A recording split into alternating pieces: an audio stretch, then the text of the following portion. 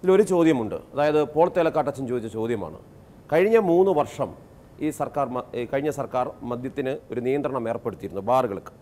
അതിനുശേഷം വന്ന സർക്കാർ ഈ കഴിഞ്ഞ 1 വർഷം കഴിഞ്ഞ സർക്കാരിൻ്റെ കാലത്തെയും ഈ വർഷത്തെയും പ്രവർത്തനങ്ങൾ പഠിച്ചിട്ട് ആ പഠന റിപ്പോർട്ടിൻ്റെ അടിസ്ഥാനത്തിലാണോ ഇപ്പോൾ ഈ നയം നടപ്പാക്കിയിട്ടുള്ളത്?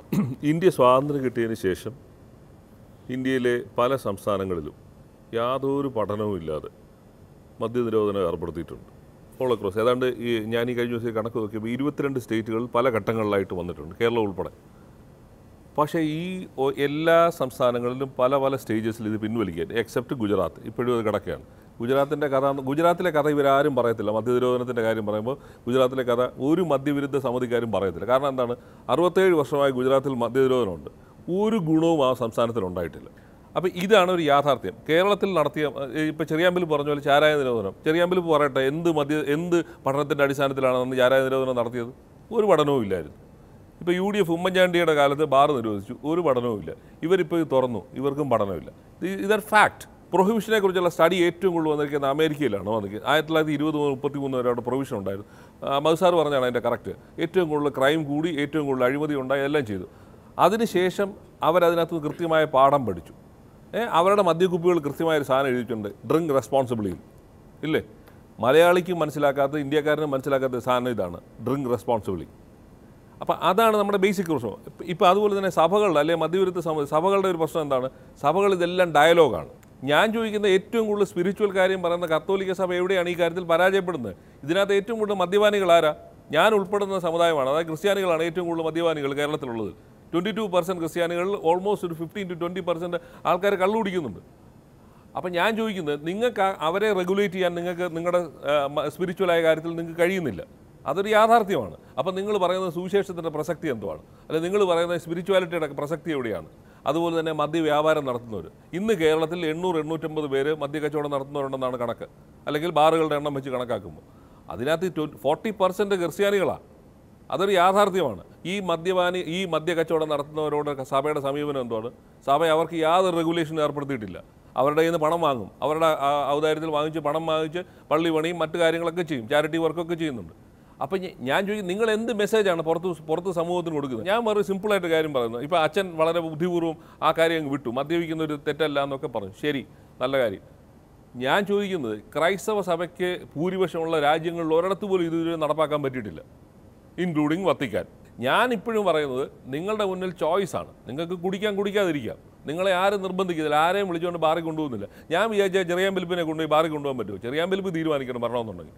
അതാണ് എൻ്റെ യാഥാർത്ഥ്യം. ഇപ്പോൾ പിന്നെ TN പ്രതാപൻ മദ്യപിക്കാത്ത ആളാണ്. ഞാനോ TN പ്രതാപൻ്റെ ഏറ്റവും അടുത്ത സുഹൃത്താണ്. ചെറിയാമ്പലിപ്പ് വിചാരിച്ചാൽ TN പ്രതാപൻ നാളെ മുതൽ കള്ളു കുടിക്കാൻ പോകില്ലല്ലോ.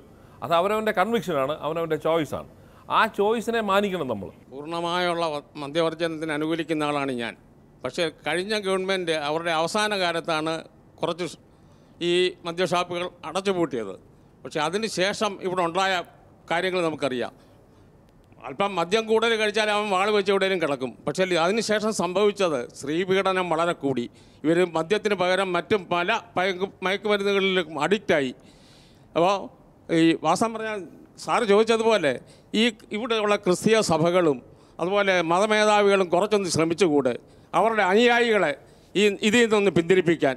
എനിക്ക് ചെറിയാൻ സാറിനോടാണ് ചോദിക്കേണ്ടത്. തുടക്കത്തിൽ സാറ് പറയുകയുണ്ടായ ഒരു സ്റ്റേറ്റ്മെൻറ്റാണ്, മദ്യം നിരോധിച്ചതുകൊണ്ട് മയക്കുമരുന്നിൻ്റെ ഉപയോഗം കൂടുകയുണ്ടായി എന്ന് സാറ് പറഞ്ഞു. അവസാനം അത് പിണറായി സർക്കാർ കാരണമാണ് മയക്കുമരുന്നിൻ്റെ ഉപയോഗം കൂടി എന്ന് പറയേണ്ടി വരും എന്ന് സാർ എനിക്ക് ആദ്യം തുടക്കത്തിൽ പറഞ്ഞായിരുന്നു. അപ്പോൾ ഇത് രാഷ്ട്രീയപരമായി കാണുവാണെങ്കിൽ പിണറായിയുടെ പ്രതിച്ഛായ നശിക്കപ്പെടാതിരിക്കാൻ വേണ്ടി സർക്കാർ എടുത്തൊരു രാഷ്ട്രീയപരമായ കളിയാണെന്ന് കാണേണ്ടിയിരിക്കുന്നു. ഇത് ഏത് ഗവൺമെൻറ്റിനെ സംബന്ധിച്ചിടത്തോളം ആ ഗവൺമെൻറ്റിൻ്റെ പ്രതിച്ഛായ മെച്ചപ്പെടുത്തുക എന്നുള്ളത് ആ ഗവൺമെൻറ്റിൻ്റെ ചുമതലയാണ്. അതേസമയം ഇവിടെ രാഷ്ട്രീയ മത്സരത്തിൻ്റെ ഭാഗമായിട്ടാണ് ഇവിടെ ഈ പറയുന്ന ബാർ നിരോധിച്ചത്. അതായത് VM സുധീരനെ തോൽപ്പിക്കാൻ വേണ്ടി ഉമ്മൻചാണ്ടി ഏകപക്ഷീയമായി UDF പോലും കൂടാതെ എടുത്ത ഒരു രാഷ്ട്രീയ തീരുമാനത്തിൻ്റെ ഭാഗമായിട്ടാണ് ബാറുകൾ പൂട്ടിയത്. അത് സംബന്ധിച്ച് LDFൻ്റെ നിലപാട് അന്ന് തന്നെ വ്യക്തമാക്കിയിട്ടുണ്ട്. അത് കഴിഞ്ഞ് 1 വർഷം കഴിഞ്ഞിട്ടും ആ നിലപാട് സംബന്ധിച്ച് വ്യക്തമായ കാഴ്ചപ്പാടോടുകൂടി തന്നെ പോകുന്ന അവസരത്തിൽ ആ നിരോധനത്തിൻ്റെ ദൂഷ്യഫലങ്ങൾ എന്താണെന്ന് മനസ്സിലാക്കിയപ്പോൾ അതിൻ്റെ അടിസ്ഥാനത്തിലാണ് LDF ചേർന്ന് ഇങ്ങനൊരു തീരുമാനം എടുത്തത്. ഈ ഗവൺമെൻറ്റിനെ സംബന്ധിച്ചോളം ഇങ്ങനെ മുന്നോട്ട് പോയിട്ടുണ്ടെങ്കിൽ ഈ വീഴ്ച, UDFൻ്റെ വീഴ്ച LDFിൻ്റെ വീഴ്ചയായി മാറുമെന്ന് ഉറപ്പുള്ളത് കൊണ്ട് അത് പിണറായി സർക്കാരിൻ്റെ ഇമേജിനെ ബാധിക്കുന്ന പ്രശ്നമായതുകൊണ്ട് തന്നെയാണ് തീരുമാനമെടുത്തത്.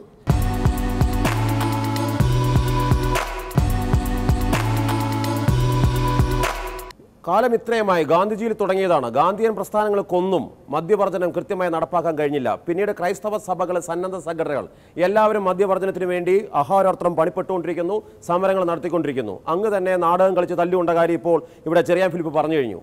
അതിനുശേഷവും ചാരായ നിരോധനത്തിന് ശേഷം വന്നിട്ടുള്ള പഠന റിപ്പോർട്ടുകൾ നോക്കിക്കഴിഞ്ഞാൽ ആ കമ്മീഷൻ റിപ്പോർട്ടുകൾ, കുപ്പണം മദ്യദുരന്തം അന്വേഷിച്ച കമ്മീഷൻ റിപ്പോർട്ടുകൾ, ഇതെല്ലാം പരിശോധിച്ച് കഴിഞ്ഞാൽ മനസ്സിലാകുന്ന കാര്യം അത്ര പെട്ടെന്ന് സാധ്യമല്ല. സ്വയം ഒരാൾ തീരുമാനിക്കണം. അതുകൊണ്ടായിരിക്കണം LDF മദ്യവർജനം മുന്നോട്ട് വെക്കുകയും സഭയുടെയും മെത്രാന്മാരുടെയും ഒക്കെ മദ്യനിരോധനത്തോടുള്ള ആ സമീപനത്തെ തുറന്ന മനസ്സോടെ കാണുകയും എന്നാൽ യാഥാർത്ഥ്യങ്ങളെക്കുറിച്ച് അറിഞ്ഞുകൊണ്ട് കാര്യമായ രീതിയിൽ പ്രായോഗികമായ നിലപാട് സ്വീകരിക്കാമെന്നുള്ള സമീപനം സ്വീകരിക്കുകയും ചെയ്തത്.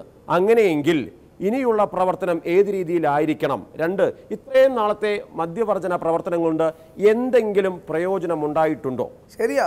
നമ്മുടെ നാട്ടിലെ മതങ്ങൾ ഉണ്ടായിരുന്ന കാലം മുതൽ, പ്രവാചകന്മാരുണ്ടായിരുന്ന കാലം മുതൽ എല്ലാ മതങ്ങളും പ്രവാചകന്മാരും സാമൂഹിക പരിഷ്കർത്താക്കളും ഒക്കെ വലിയ വലിയ പ്രചരണങ്ങൾ നടത്തിയിട്ടുണ്ട്. ആ പ്രചരണങ്ങൾ നടത്തിയിട്ട് പോലും ഈ ആളുകളെ എത്രമാത്രം പിന്തിരിപ്പിക്കാൻ പറ്റി എന്നുള്ളത് ഇവിടെ നമ്മൾ നടന്ന ഈ ചർച്ചകളുടെ പല ഭാഗത്തുനിന്നും ഉള്ളത് എടുത്തു കൂട്ടി യോജിപ്പിച്ചാൽ ബോധ്യമാകും. പക്ഷേ കിട്ടാനുള്ള ലഭ്യത കൂടുതൽ നമ്മുടെ കൈക്കുമ്പിളിൽ ഈ സാധനം കിട്ടാനിടയായാൽ സ്വാഭാവികമായും കഴിക്കാൻ അവസരം തോന്നും, ആസക്തി വർദ്ധിക്കുകയും ചെയ്യും. ലഭ്യത കുറയ്ക്കുക എന്നുള്ളത് ഒരു പ്രധാനപ്പെട്ട ഘടകമാണ്. ഒറ്റ സംശയം ചോദിച്ചോട്ടെ. ഈ ലഭ്യതയുടെ കാര്യം പറയുന്നു. പഞ്ചസാര എല്ലാ സ്റ്റേഷനറി കടകളിലും കിട്ടും അല്ലേ?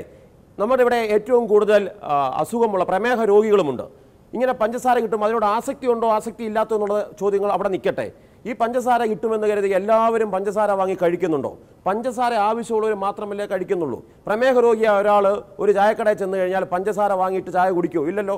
അപ്പോൾ ലഭ്യതയാണോ അതോ സ്വയം ഒരു മനുഷ്യൻ തീരുമാനിക്കുന്നതാണോ? ഒരിക്കൽ കൂടി ഞാൻ ചോദിക്കുന്നു, നമ്മൾ ഒരാളെ മദ്യവർജനത്തിന് വേണ്ടി ഇറങ്ങുന്നുവെങ്കിൽ അയാളെ പറഞ്ഞ് ബോധ്യപ്പെടുത്തുവാൻ വേണ്ടിയുള്ള നമ്മുടെ തീരുമാനങ്ങൾ പരാജയപ്പെടുന്നതാണോ അതോ സാമൂഹ്യ വ്യവസ്ഥയിൽ വേണ്ട മാറ്റം വരുത്താൻ രാഷ്ട്രീയ പ്രസ്ഥാനങ്ങൾക്കും മതസംഘടനകൾക്കും കഴിയാതെ വന്നതാണോ യഥാർത്ഥത്തിൽ കേരളം നേരിടുന്ന പ്രശ്നം?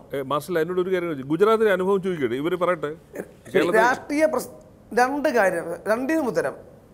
ഒന്ന്, പഞ്ചസാരയുടെ കാര്യവും മദ്യത്തിന്റെ കാര്യവും ദയവ് ചെയ്ത് മാർഷൽ ഒരുപോലെ കൂട്ടി വായിക്കരുത്. എന്തുകൊണ്ട്? നമുക്ക് അങ്ങനെ ഒരു താരതമ്യ പഠനം നടത്താവുന്ന സാധനം അല്ല പഞ്ചസാരയും മദ്യം വേറെയാണ്. ഇന്ന് നമ്മൾ ഈ നടത്തുന്ന ചർച്ചയുടെ റെക്കോർഡ് സൂക്ഷിച്ചു വെക്കുക.